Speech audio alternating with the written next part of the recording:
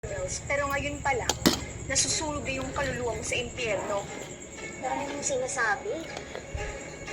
Subukan mo kayong tumingin sa salamin para malaman mo kung sino talaga yung masamang tao. Kung bored ka sa buhay mo, huwag ako ang pagdiskitahan mo. Mag-aral ka na lang kung paano matinong mag-drive para wala ka nang ma-hit and run sa susunod. Sabi mo? Hoy! That's enough! I won't let that little person belittle me! Bakit kasi naging ko sa mga pasaring niya? Totoo ba? Kung malis ang konsensya mo, hayaan mo siya.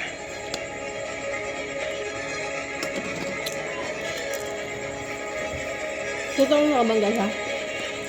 Saan? Paano niya nalaman? Nakita kasi ni Lilith. All new Jollibee Chicken Nuggets. Daming nagagawa on the go. Sarap, crispy, juicy chicken on the go. With dip. All new Jollibee Chicken Nuggets. 99 lang.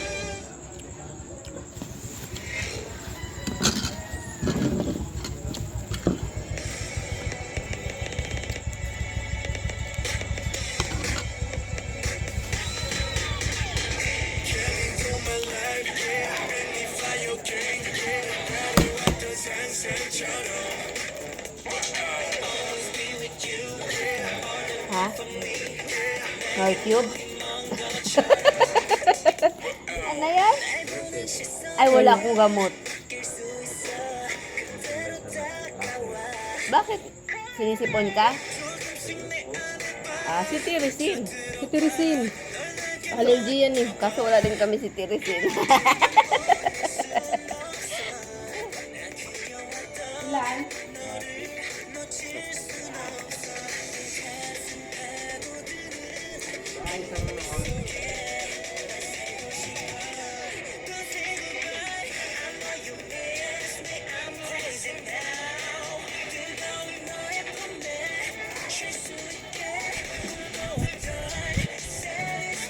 Uso yan ngayon. Yung ubos, ay yung sipon. Ano pala? Sinus mo.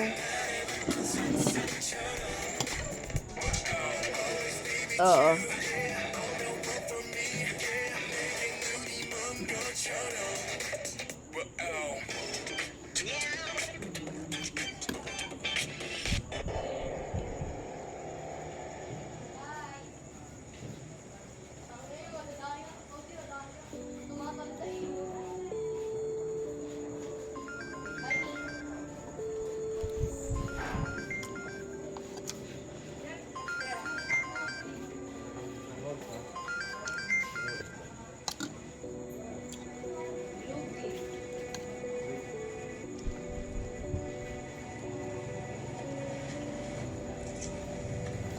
Grabe.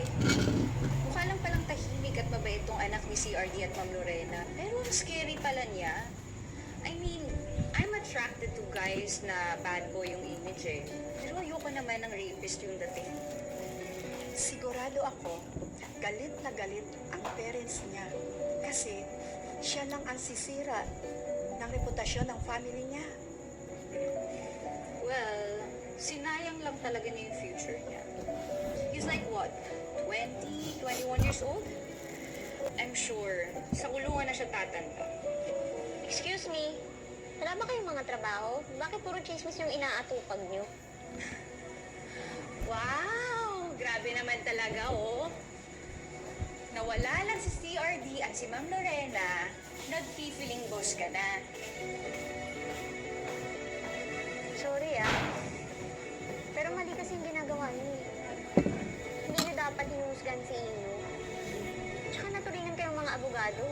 Pero parang nakalimutan niyo na a person is innocent until proven guilty. Bakit? Sure ka na ba na innocent si Ino?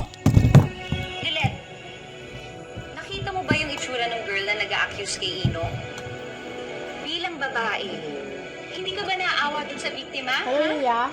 I mean, sino bang babae in her right mind ang ipagsisigawan sa buong mundo na nadungisan yung pagkababae niya? Sige nga.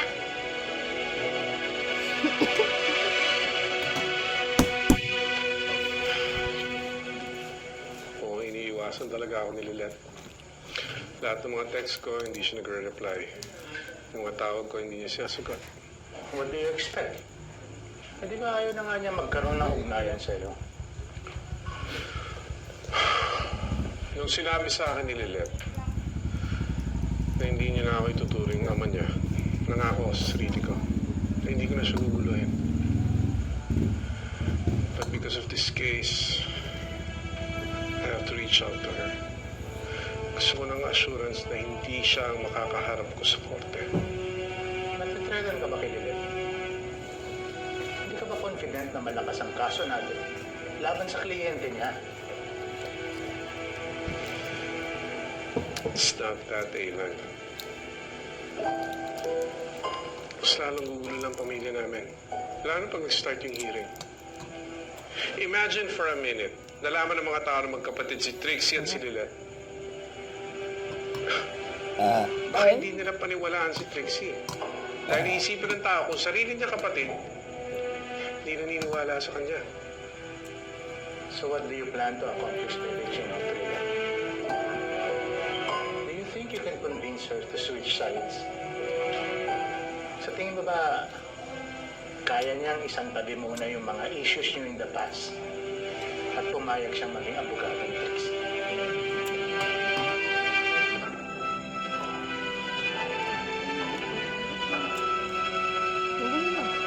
Ayoko na. Mag-isa tayo. Bakit? Tama-apat. Ino, nasabihan ka na ba ni Atty. Patrick? Na ano? Na nagsampa na ng case si Trixie sa prosecutor's office? Girl! Pinapaabot niya talaga rito yung revenge niya sa akin. Lilet, ano nang gagawin natin? Hihingi tayo ng copy ng formal complaint niya. Doon natin makikita yung statement niya, sworn statement ng mga witness, medico-legal, at yung mga sumusuporta sa claim niya. Ano nang gagawin ko? Ano nang gagawin natin? Mag-file ng counter-affidavit ang side mo para mag-explain at ipaliwanag sa piskal na walang probable cause para kasuhan ka. Nasabi mo naman sa amin lahat ng totoo, di ba? Ganun. Wala na kayong poproblemahin ni Atty. Patrick at ni CRD. Aaralin nila yan. Pagbalik mo na mami and daddy, hindi mo na ako tulungan sa kaso. Temporary lang naman kasi yung pag-assist ko kay Atty. Patrick eh. Nagiging komplikado kung kasali pa ako sa legal team. Mommy! Dad!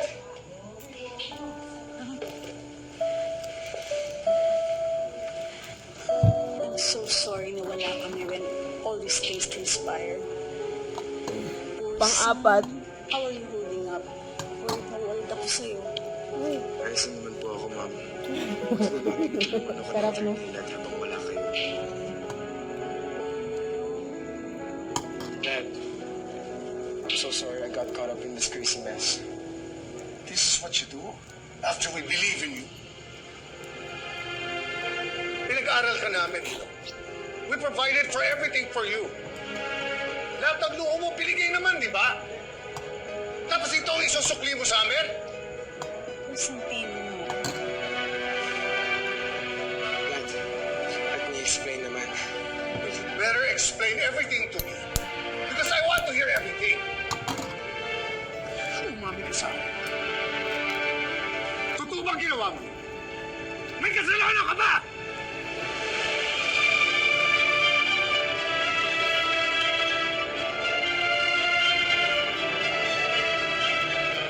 Avoid the acid with the new Johnson's Milk Shampoo for nourished scalp and fresh smelling hair. Gutom ka na? Hindi na nga pinayuan yun. It's giving! Let's Chowking Laureate. Kompletong sarap saya with 6 Chowking favorites in one plate. Sarap, no? Sarap? That's a yes. Made me satisfied. Chowking!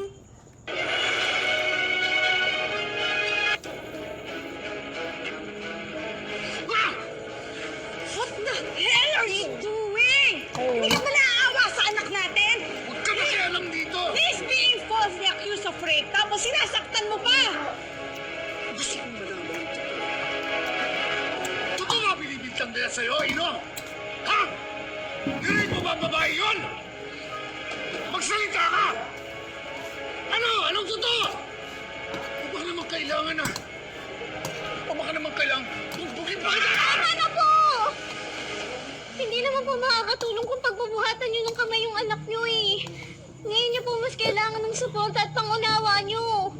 Attorney Lilet, do not teach me how to discipline my own son! Sir, di pasensya na po. Alam ko po, wala po ako sa posisyon para magsalita pero awang-awa na po kasi ako sa anak niyo eh.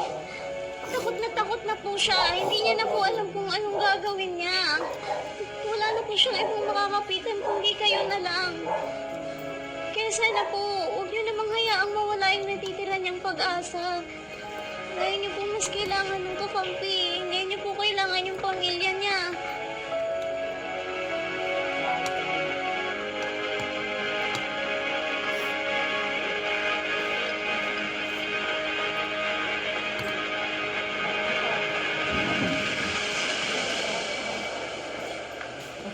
Ayoko. Buo na.